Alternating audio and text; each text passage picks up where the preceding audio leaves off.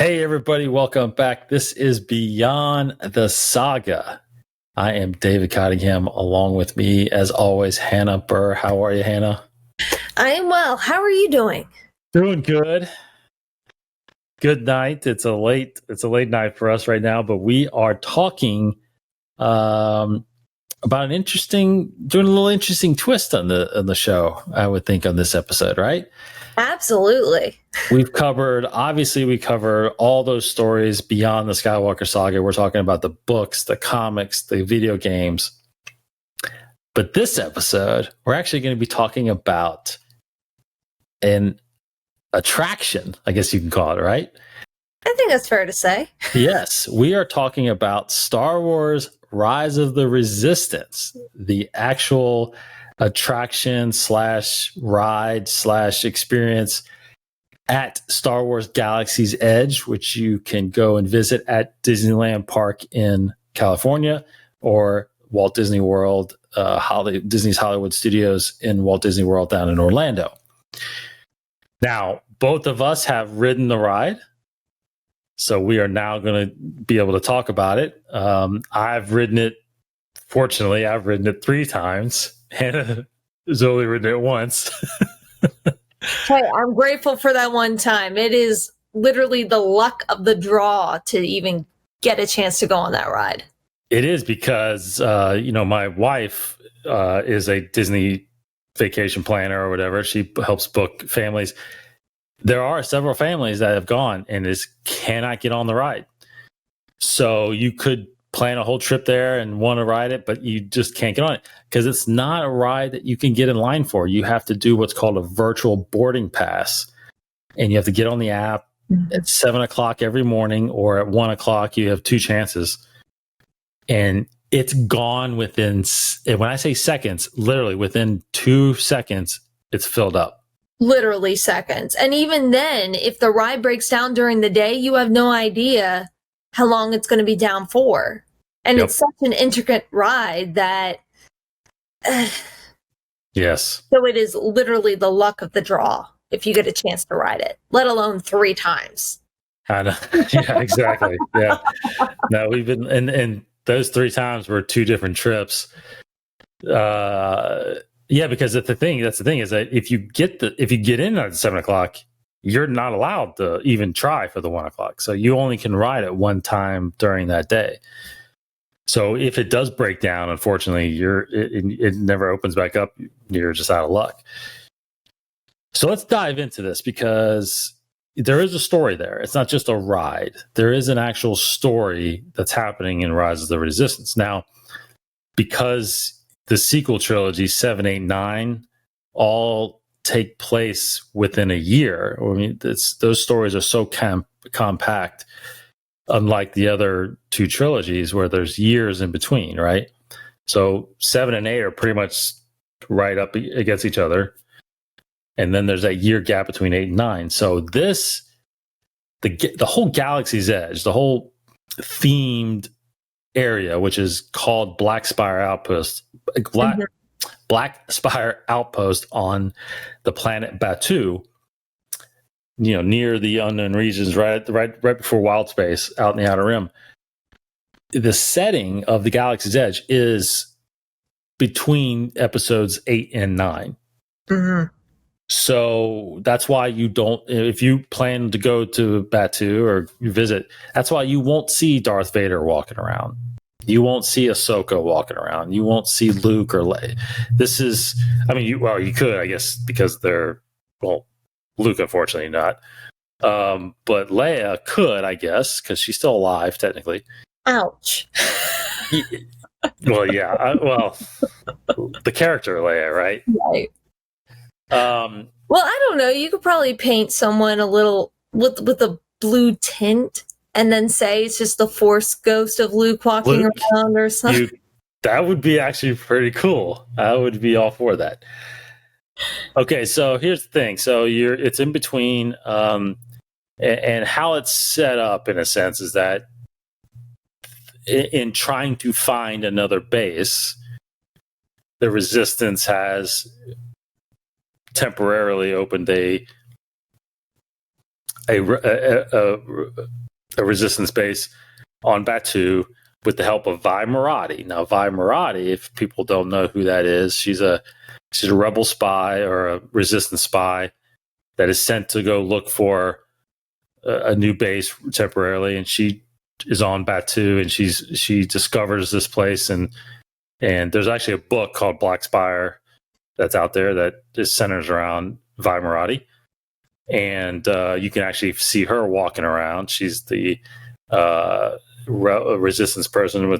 She's got blue in her hair a little bit, or orange coat. Very cool, because I remember the first time we were there, we saw her and we stopped her, and she took a picture with my daughters and stuff like that. And she's trying to recruit my daughters. Have you seen Vi there when you've been there? Yes, the first time we were actually very spoiled to be there opening weekend, and she is one of the first we saw walking around. And of course, I was like, "It's," but nobody else recognized her, and I felt so bad. I was like, so important to Batuu. She is. What are you doing here? Yes, she is. And it's really cool. The last couple times I've been, unfortunately, I've been during the pandemic. So those characters aren't allowed to walk around right now. They're kind of in the distance on the balconies and whatnot. So can't wait to go when they're actually back walking around, So let's talk about the storyline. Well, I guess first, like we normally do, we do a general review. So give your general review of the attraction and the story. Once again, it just proves that Disney knows how to make moments, and Disney does it well. It's definitely, I think it's the appropriate. I think you were right in earlier in this podcast calling it an attraction versus a ride, because don't get me wrong, there is a ride aspect to it, but a good chunk of it is you walking from one destination to another, and it's brilliant how they're able to tell this story in this interactive way with the cast members / actors, let's be honest, and also with the different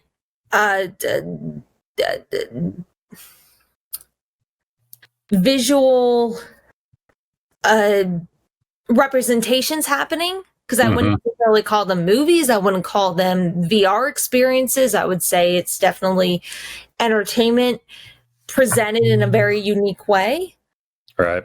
It tells this amazing story that when you get to the end of it, you're like, holy crap, that was 20 to 30 minutes long. Right. What did I just experience? And you actually feel like you leave Batuu, go on this first order ship, and then somehow return to Batuu. It's absolutely mind blowing how they're able to do that. Totally agree. It's a ride or attraction that I don't know anything else like it. Agreed. I think it's so immersive, and it's not you. It's not you experiencing the ride as a spectator. You're experiencing the ride as part of the attraction. Yes. You are, like you said, the cast members are addressing you as these resistance spies, and so that's kind of the story, right? The First Order has. See, that's the thing is I knew we were going to talk about this when I took the trip in June, because I know you brought this up before. So I really paid attention this time to what was said and how the steps went, because you tend, and you being it for the first time, when you see it for the first time, you're so just blown away by everything that it's hard to really pay attention on exactly what's happening, right? I recorded it. Exactly. So you've experienced it watching it back and forth. So I remember this last time I wrote it, you're brought into a room, you're debriefed by Ray, a great hologram looking Ray, and it is Daisy Ridley. It's great. She comes in and tells you that they found another base, and they're going to secretly move us Alpha Batuu. So then you get loaded up on this starship, and Nien Nunb is piloting it out. But while we're in space, like you said, you actually leave, and it's crazy because the windows on the ship, it's like you're flying. I mean, it's so crazy. So you get up into space, and all of a sudden, First Order shows up. And you get tractor beam onto Kylo Ren's Star Destroyer. And like you said, you walk out to the hangar. There's all these stormtroopers. You go in, and then you get freed by Finn and that who has snuck on board and whatnot. Now, what's weird, and I don't know if you felt this, the one thing that was weird to me as I really paid attention this last time was that you get saved and you get loaded up into this escape pod, and you get jettisoned out, and you land right back on Batuu. So the whole point of the ride, I guess, the whole point of the attraction is that you're not supposed to reveal where the resistance is hiding, right? So I don't know. Part of me is like, it's weird that you leave Batuu, get in there, and then you drop right back down to Batuu. And apparently they have no idea still that there's a base down on Batuu, which is it was kind of funny because even at the end, and I can't remember his name because it's not Akbar, it's another Mon Cali. Yes, but he says, "Congratulations, the base is still secret or whatever." And I'm like thinking, well, didn't they just see us drop back down? And I don't know. That part really kind of confused. I don't know if that's confusing to you at all or not. Not really, because didn't Finn say at some point they re-scrambled the droids' minds in order to avoid, like, if they were to probe the droids? And then also, to me, the whole idea of going back to Batuu, not only does it help complete the circle, but it also is saying, we're releasing you back to Batuu, but if an Imperial soldier, a First Order soldier stops you, don't say that you are located right where the base is. The base is, right. Okay, yeah. So for me, it wasn't that confusing, but I totally understand how that would be confusing. Yeah, a little bit. Okay. Okay, so let's talk about one aspect of this ride that really threw me off, and there's been talks about it and whatnot, but I didn't want to bring it up. Because this takes place between 8 and 9, technically, Kylo Ren, who is a part of this ride, part of this attraction, should be maskless, right? Because he destroyed his mask. Yeah. They do a good job of they show General Hux. There's parts of it that he's actual video, because it's actually what's his name, Dom Gleason, right? That plays him. I think it is him. Yes, but then there's also yes, but then there's also an animatronic of him when he's on the bridge, right? But Kylo Ren has a mask during this time. So now there again, I remember there have been articles, and then Lucasfilm has come out with a statement, I think, that said, well, it just looks better with a mask, and Kylo Ren's, especially when kids are on that ride, they recognize the mask. And so there is, and they recognize there is a continuity issue with Kylo Ren. Does that bother you at all? How do you feel about that? Every part of my undergraduate and master's degree is so mad.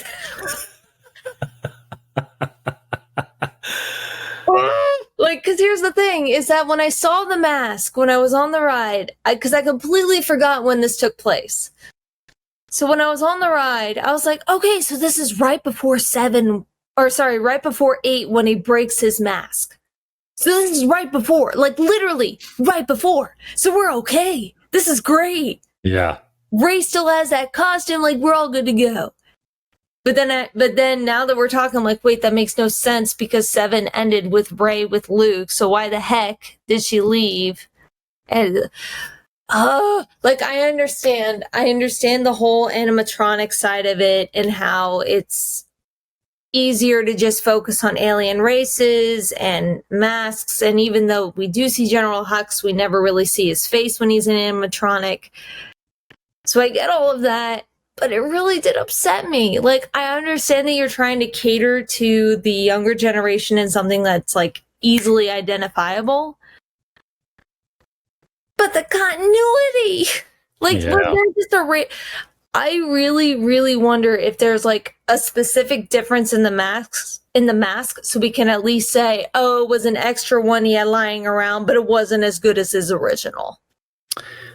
Right. Or come out with... Or honestly, you could easily come out with another, I don't know, come out with another comic or something like that, or another story that says he gets this one damaged or something like that. Or maybe he gets in a, he's in a starship and it's shot down and this one gets damaged. And then he doesn't have a mask anymore. I think you could come up with something to explain how he loses this mask.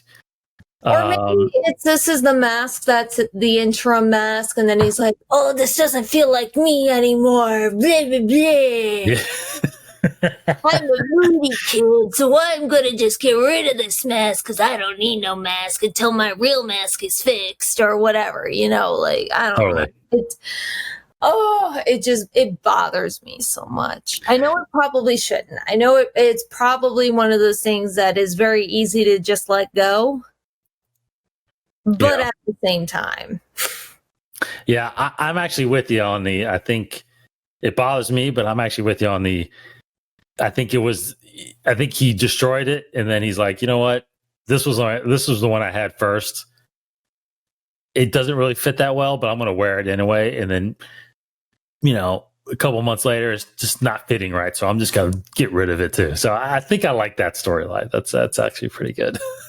It just keeps in line with the emo, moody Kylo Ren we all love for. Very true. Very true. Nothing against any emo people out there, just saying. Yeah. No, this, like you said earlier, amazed how long this ride is. Yes. But the beauty of it, that's why you're able to get so many people on it. You're in a big group of people. And I want to say at least those black droid carts. I think you sit 4 and 4. I think it's 8 people in each one. I thought it was, is it 8 or is it 12? I think there's only 2 rows. And I know my family was a 4. We were all in the front row of this last time. I think it's 2 rows, and I think there's 4 of them going on. I think, or maybe 8 of them going on at a time. So maybe there's like 60 people that goes on at one time. 64 people if you times 8 times 8. Yeah.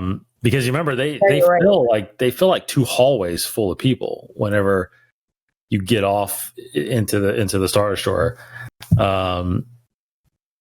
So it is when it's working, it's just churning out big groups of people because I think, boarding pass wise, I think the highest we've been was like, and because we always got in the 7 o'clock ones.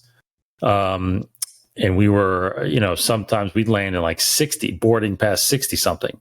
Oh, wow. And later in the afternoons, it's like hundreds, 100 boarding past 100 or something like that. So you're talking big groups of people that are funneling through there. Which makes sense because if you think about, I think if you actually were to time out each section, they would all equal to roughly the same amount of time. Yeah. So it makes sense. And it's brilliant. It's brilliant how it's timed out. It's brilliant how it's told. It's brilliant. The interaction is brilliant. I mean, once again, Disney just shows how it's done. I know. And this is a game changer because I think there's going to be a lot more attractions that look like this and feel like this, and bring you into the story like this.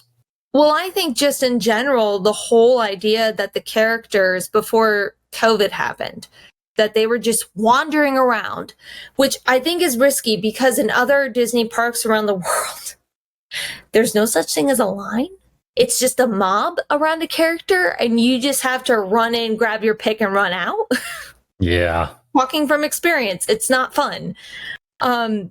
So that's a risk, but that's also revolutionary that you have these characters just kind of wandering around the park, interacting with whomever they want to interact with, including each other. Mm-hmm. That's a brilliant way to tell a story without having the restrictions of lines.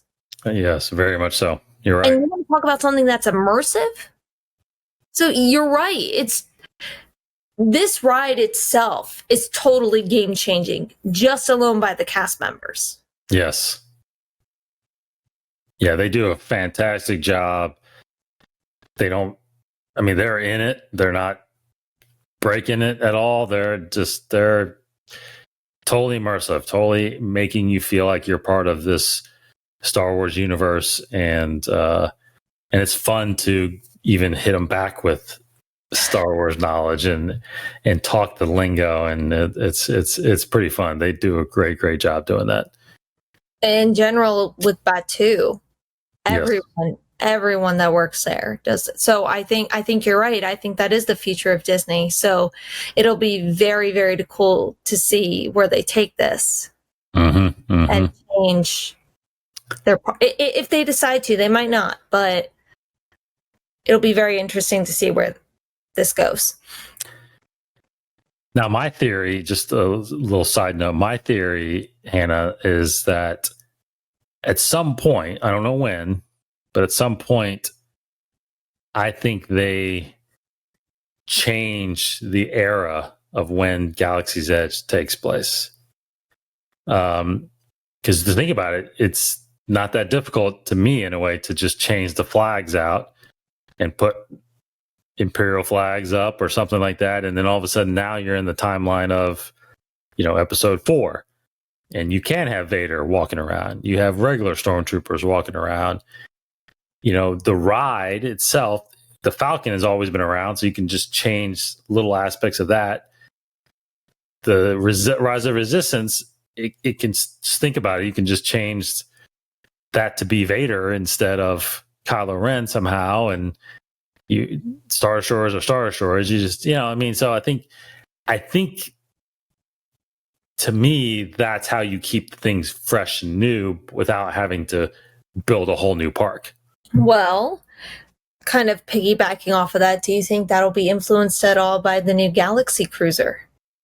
See, now the Star Cruiser thing Star Cruiser that is going to be very interesting, because that is, and we will talk about that, because I think there's storylines that are going to happen in that as well, because there will be. Yeah, that is an experience. That is not just a resort you go and stay at. No. You actually are immersed in Star Wars. So, but that is also, you're basically a tourist in the Star Wars universe, right? And you're right. When you're traveling to Batuu through that experience, right now you're going during this era. That's why I do think, when they change eras, you'll be able to still experience it. But I just think that whole era thing, I think I would, as an Imagineer, if I was thinking of Batuu, I would be thinking, how do we keep this fresh and new? Well, we just changed the era, and can we do that? And hopefully they pre-planned that, but I don't know. That is so smart. I've never thought of that before, and that is such a brilliant idea. Because you remember we did, what's that? I said I hope they thought of it. That's what yes, I do too. Because you remember when we did Thrawn Alliances? Yes. Right? During the Clone Wars, they went to Batuu. So you could even go back to the prequels and do Anakin walking around, or Padme, or Thrawn. We could have Rex. You could have Rex. And Cody. All of them. So you have the 3 eras that you've already introduced this spaceport or this Black Spire outpost to. You've already introduced it in these eras. So why not just change them every once in a while, and maybe every 5-6 years or whatever, change it out? You get a whole new experience. I think. There you go, Disney. If you haven't thought of it, there you go. You can have it. Please. That is so brilliant. Oh, Dave, that is so brilliant. Holy smokes. I got to think somebody there thought about that. So I don't want to take too much credit for it, but like, who knows? Jeez. That is brilliant. I mean, it's easiest. It's so easy. I think it's so easy. And then you can meet so many different characters. You can interact with so many different characters, but still keep the theme that this is an actual place in the galaxy. And yeah. Anyway. I love it. Okay, impact on the saga. How does this storyline, even though it's just an attraction, it's still considered canon? Does this do anything as far as these characters in the sequel trilogy for you? Honestly, not really with regards to the characters, but I think just for the viewer interaction, it's incredible. You actually feel like you're there. You feel like you're part of the story. So I think personally, it's very impactful, but with regards to the saga, not so much. 100% agree. Yeah, it's not. You shouldn't expect a ride or an attraction like this to be that impactful to the storyline. But I'm glad that they're still considering it as a canon story, and they're trying to make it fit, even though the Kylo Ren thing doesn't really make it fit. But it is taking place during that aspect, so you can. And that's what I'm saying, like, thinking ahead, 5-6 years from now, the sequel trilogy is going to be the past, right? So why would you keep this theme going? Because at some point, people are going to want to see something new. And instead of spending a couple more $1 billion building another themed spaceport somewhere, you could easily refresh this and turn it into something else. But anyway, but rating wise, I mean, it's a 5 for me. This is because of the ride itself. It is one of the best, if not the best, type of attraction experience I've ever seen. If I could give a 10 out of 5, I would. I mean, like, I'm right there with you. It is mind blowing, absolutely amazing. If you can go on it, please do.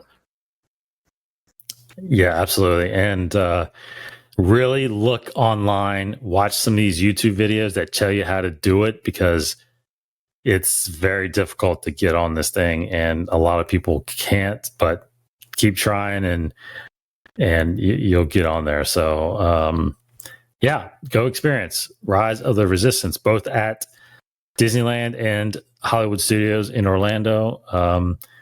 As far as I know, Batuu it looks, especially on the map, it's built the same way. So yeah, seeing one is like seeing the other. It's not like you're missing out by going to one. So whatever one you're close to, get to there and go experience it. So it's fun.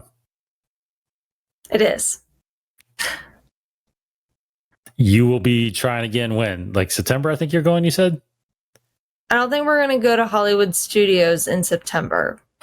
Okay. But next time, I'd add TBD on when we try next time. I think September we're going to try the Food and Wine Festival if we can get in. Yes. Oh, it's fantastic. We've gone in October a lot, and Food and Wine's going on. It's fantastic.